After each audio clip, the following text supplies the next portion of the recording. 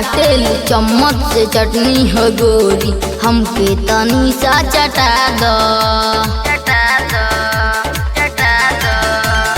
चाटेलू चम्मच से चटनी हो गोरी, हमके तनी सा चटा दो।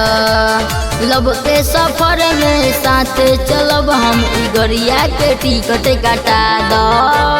चाटेलू चम्मच से चटनी हो गोरी, हमके तनी सा चटा दो।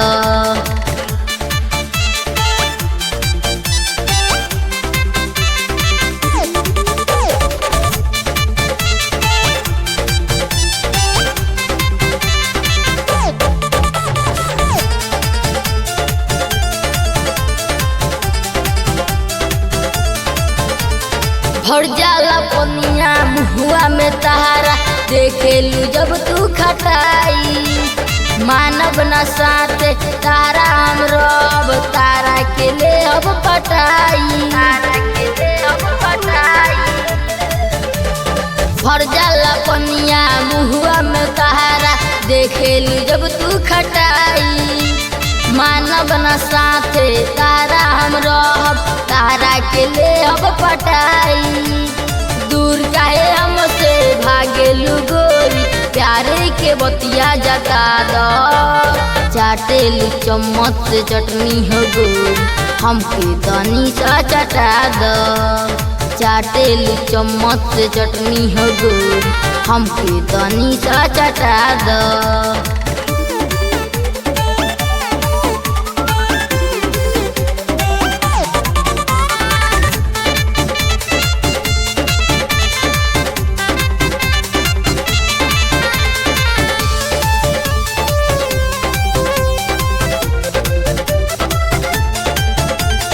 केसिया बदरी अखिया गजरी, हमरा के देवे मुआई। तहरा के पावे खातिर ए गोरी, रब से करनी दुहाई।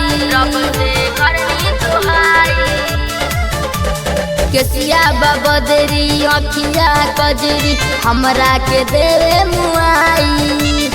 तहरा के पावे खातिर ए गोरी, रब से करनी दुहाई।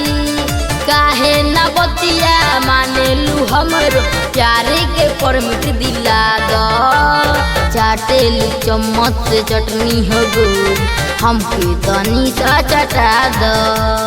चाटेलू चम्मच से चटनी हो गोरी, हमके तनी सा चटा दो। लब के सफर में साथे चलब हम, गरिया के टिकट कटा दो।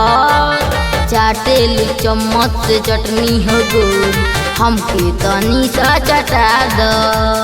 चाटेलू चम्मच से चटनी हो गोरी, हमके तनी सा चटा दो।